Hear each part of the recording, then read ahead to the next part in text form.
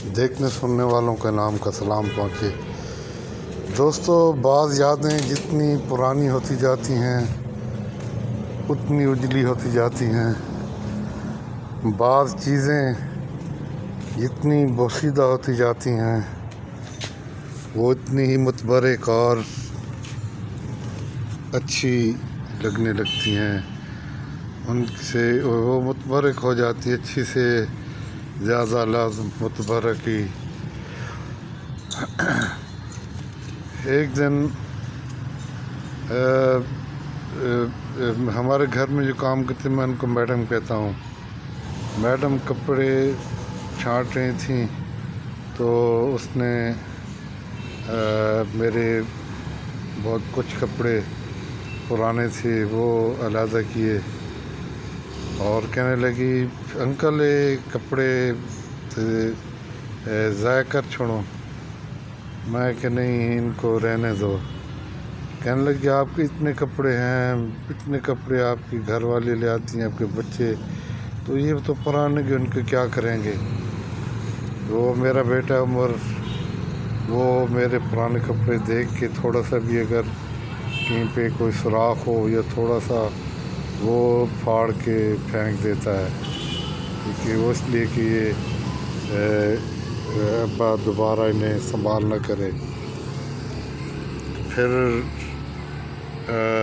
جو چیز میں نہیں کہنا چاہتا تھا جو میرے دل میں تھی، میرا سینہ یہ مدفن ہے، اس میں چیزیں اندر جاتی ہیں لیکن باہر نہیں نکلتی، سوائے جو گپ شپ بول پھول میں اپنے آپ کو کہہ بکتے رہتے ہیں، کام کی چیزیں باہر نہیں نکلتی۔ پھر میں نے اسے کہا، میں نے کہا یہ جو پرانے کپڑے تم دیکھ رہی ہو، ان میں سے کچھ کپڑے وہ ہیں جب میں پنڈی ہوتا تو میری ماں مجھے بھیجتی تھیں، وہ ہر بار جب درزی کو کپڑے دیتی تھی اسے بلاتی تھیں، مجھے کہتی تھیں، وہ کہتے تھے جی ماں جی ناپ کیڑا رکھو، وہ ایک چپا لمبا ہوئے قمیض تے ادھا چپا بازو والے ہون اور ایک چپا کھلی ہو قمیض، اسی طرح شلوار۔ تو جو میرے پاس چوتھا سوٹ آیا وہ میرے پاؤں کو پہنچنے والا تھا۔ تو یہ کچھ سوٹ ایسے بھی تھے، کچھ دوسرے بھی تھے۔ میں نے اسے کہا کہ یہ وہ میرے کپڑے ہیں، یہ سوراخ ہیں چاہے پھٹے ہوئے ہیں، ان کو اگر بچے پھینکنا چاہے تو پھر ان کو میری بات بتانا۔ اور کچھ کپڑے میرے وہ تھے، میری جو پہلی گھر والی تھیں انہوں نے میرے ساتھ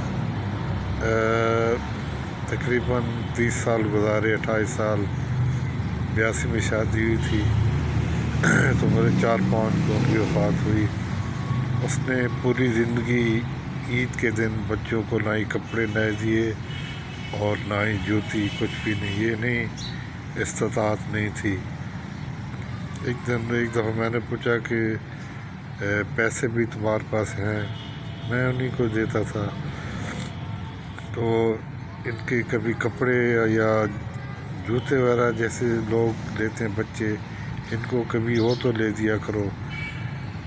اس نے اپنی بیٹی، کوئی کی بیٹی ہے، اس کو کبھی زندگی بھر عید کے دن نہ چوڑیاں دیں اور نہ ہی کوئی جیسے بچیاں سوال کرتی ہیں۔ تو کہنے لگی اس معاشرے میں کتنے بچے ہیں جن کے پاس نہ ہی کپڑے نئے ہوتے ہیں نہ ہی جوتے ہوتے ہیں، تو یہ ایسے ہی ٹھیک ہیں۔ البتہ آگے پیچھے وہ ماشاء اللہ بچوں پر ضرورتیں جو ہوتی تھیں وہ پورا کرتی تھیں بچوں کے۔ تو اپنی وفات سے پہلے رمضان شریف کا مہینے تھا، وہ لا علاج ڈکلیئر ہو چکی تھی، کینسر کی مریض تھی، تو ڈاکٹروں نے کہا تھا کہ ہفتہ 10 دن ہے۔ تو انہوں نے میرے کپڑے سلوا کر کچھ بیٹی کو دی کہ یہ عید والے دن ابو کو دے دینا۔ تو یہ تمام کپڑے اگرچہ بوسیدہ ہو چکے ہیں، لیکن ان کی قدر اسی کو معلوم ہے جن سے یہ متعلق ہوں۔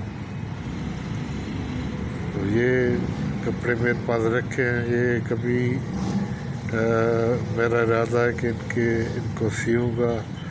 بچے سمجھتے ہیں پتہ نہیں ابا مجذوب بننے کی کوشش کر رہا ہے، یا ایسا ہے کہ مسکین بننے کی۔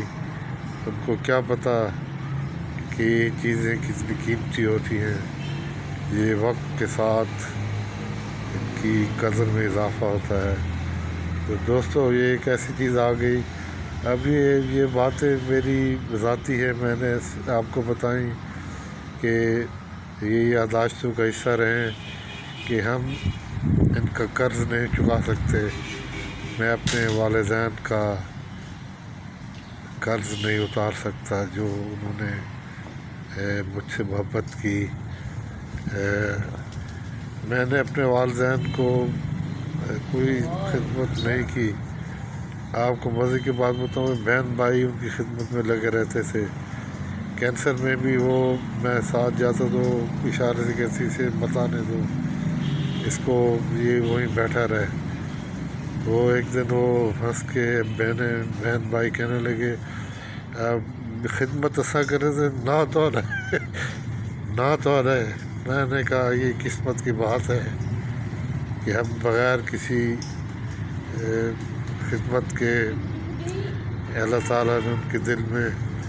اور مزے کی بات بتاؤں کہ جب میری والدہ فوت ہو گئیں تو ان کا مقصد تھا، وہ سیدھی سادی بہت سیدھی سادی خاتون تھی، تو ان کے کپڑوں بکسے میں سے چند کپڑے نکلے، کچھ پرانے ایک آدھ نیا، اور ساتھ ہی میرا فوٹو رکھا ہوا تھا۔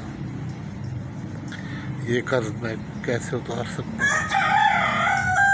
ہمارے گھر میں والدہ کو 1 سال متواتر بخار رہا، ڈیٹیکٹ نہ ہو سکا کیا مسئلہ ہے۔ تو وہ بخار کی حالت میں ان کے بعد آتی تھیں گاؤں کی عورتیں جو بھی آتی تھیں، ان کو کھانا خود ہی پکا کے کھلاتی تھیں۔ تو ابا جی میرے وہ ذرا کہنے لگے ان کو دے دیا کرو یہ آٹا، جو بھی پکانا پکا لیں گی، تم کیا ہر وقت بخار بھی ہے پکاتی ان کو کھلاتی رہتی ہو۔ تو وہ اپنے پاس کوئی پیسے بھی نہیں رکھتی تھی، جو کچھ بھی ہے تھوڑا بہت ہے جس نے سوال کیا اسے دے دیا۔ یہ لوگ کب بھولنے والے۔ اسی طرح میری وائف وہ علاج کے لیے جاتی تھی لاہور، تو کینسر کے مریض کو کھانا تو اچھا ہونا چاہیے۔